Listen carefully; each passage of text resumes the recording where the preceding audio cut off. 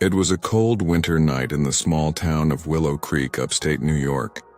The kind of night where the snow muffled every sound, and the streetlights cast long, lonely shadows on the deserted streets. Harold Jenkins trudged through the snow, his breath forming clouds in the frigid air. At 78, he was a man who had seen the world change around him, seen neighbors come and go, seen the old mill close, seen his own life shrink into the quiet solitude of a widower. Most folks in town knew him as the gruff old man who kept to himself, his weathered face etched with lines of loss and regret.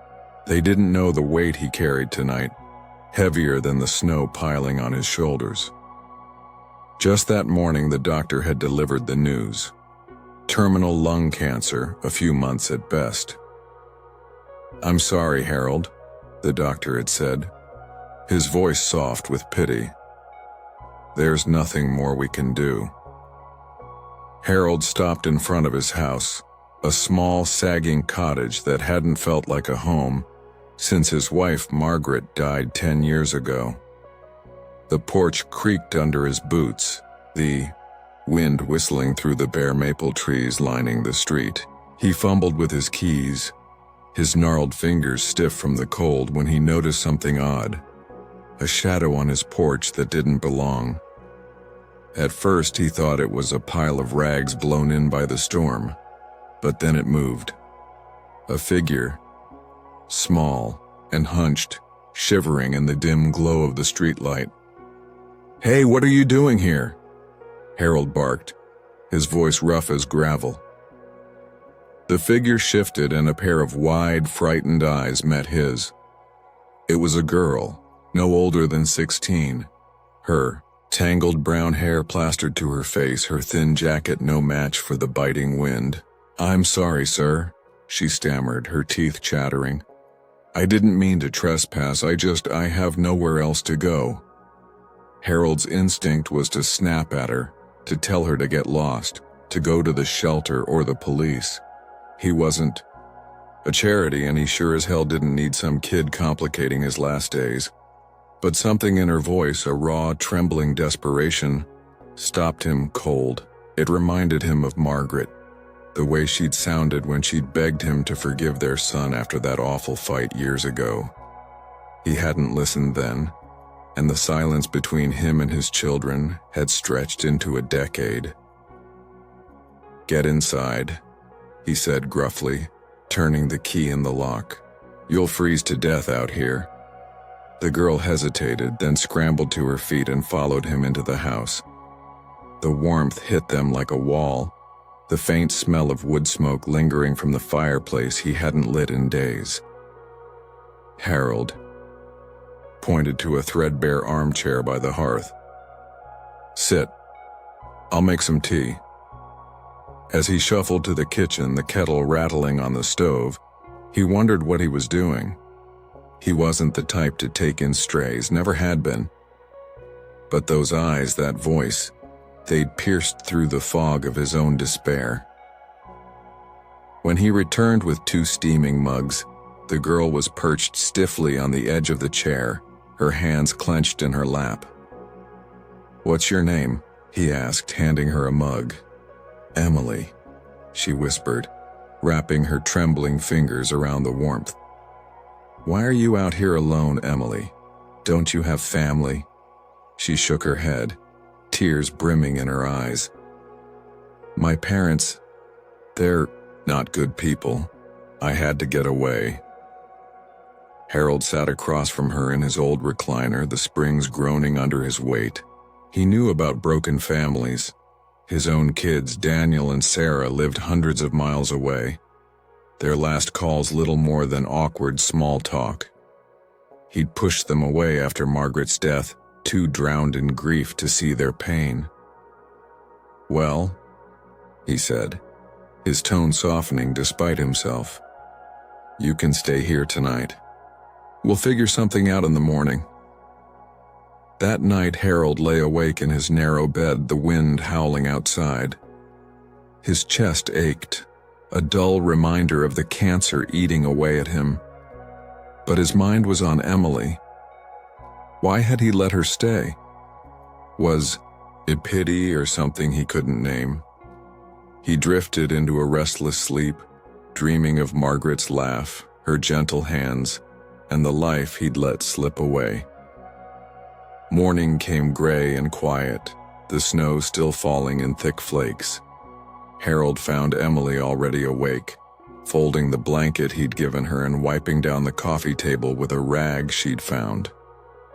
"You don't have to do that," he said, but she shook her head. "I want to help. You've been kind to me." Over a breakfast of toast and weak coffee, they talked. Emily's story spilled out in halting pieces. Her father's temper, her mother's indifference, the bruises she'd hidden under long sleeves. She'd run away before, only to be dragged back by cops or social workers. This time, she'd vowed to make it stick.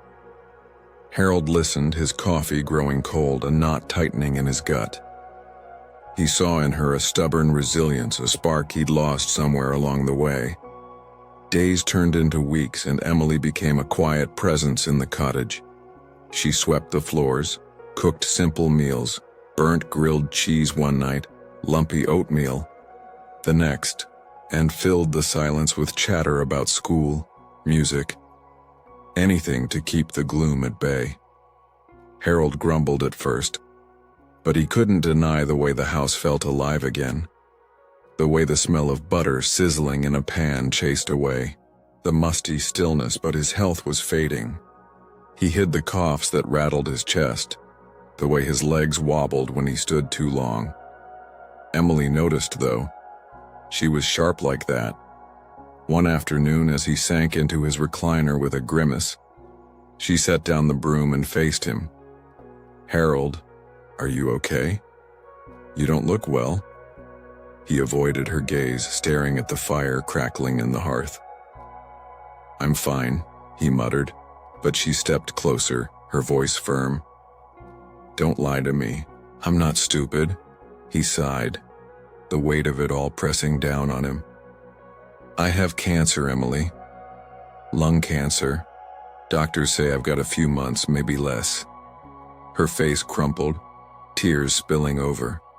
"No, that can't be true. You're the only person who's ever cared about me."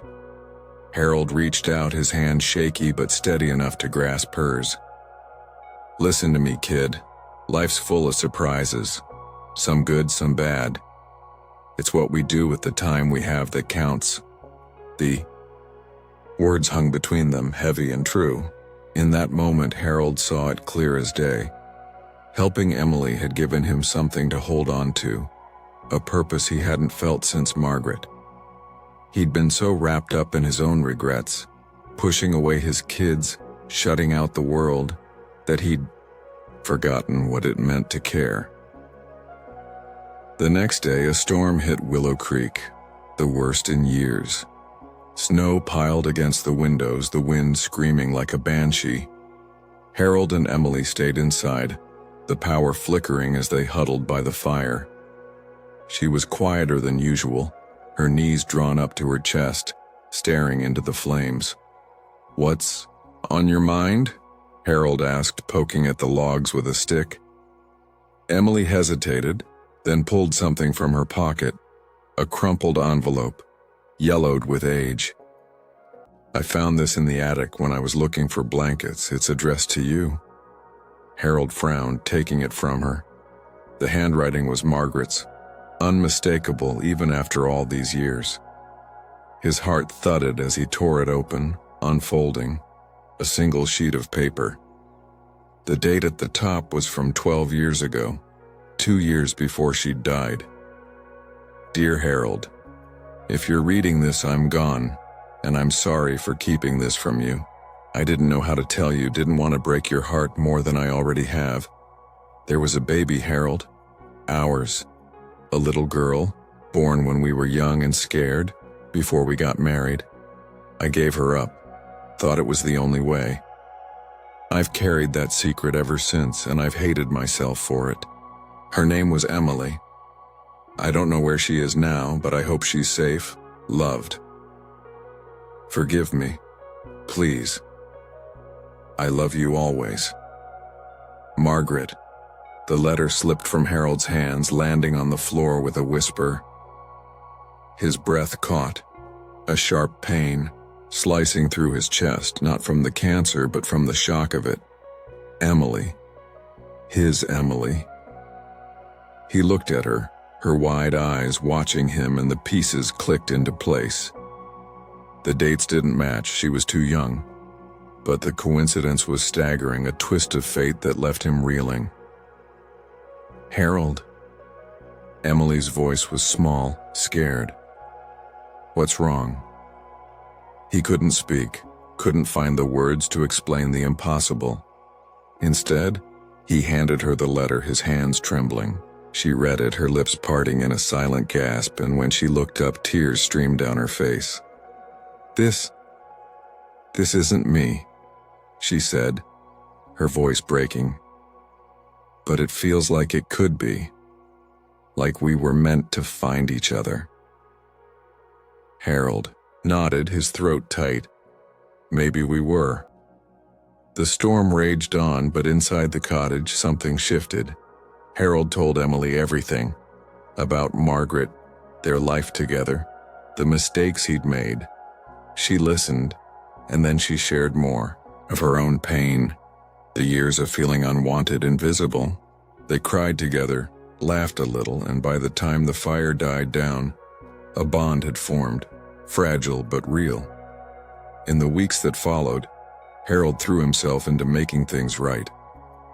He helped Emily enroll in the local high school, called in favors with old friends to get her set up with social services. He even picked up the phone and dialed Daniel and Sarah, his voice cracking as he apologized for the lost years. They came to Willow Creek, hesitant at first, but stayed when they saw the change in him, and met Emily, the girl who'd brought their father back to life. Harold's strength waned with each passing day, the cancer tightening its grip, but he held on, determined to see Emily settled, to leave her with hope. One snowy evening, as they sat by the fireplace, she turned to him with a smile that lit up the room. You know, Harold, I think you're an angel sent to save me. He chuckled, a weak, raspy sound. No, Emily. You're the one who saved me. You reminded me it's never too late to make a difference. He died a week later, slipping away in his sleep with Daniel, Sarah, and Emily by his side. The funeral was small but full, the townspeople whispering about the grumpy old man who'd taken in a runaway and found redemption in his final days. Emily stood by his grave as the snow fell, a single tear freezing on her cheek. Thank you, Harold, she whispered. You showed me that even in the darkest times, there's always hope. Months later, Emily thrived, living with Sarah, finishing school, dreaming of a future she'd never dared imagine. And in Willow Creek, Harold's story lingered, a quiet legend of kindness that spread like ripples on a pond. As the snow fell, softly outside, those who remembered him knew. Even in the winter of a life, there was still warmth to be found in the hearts of others.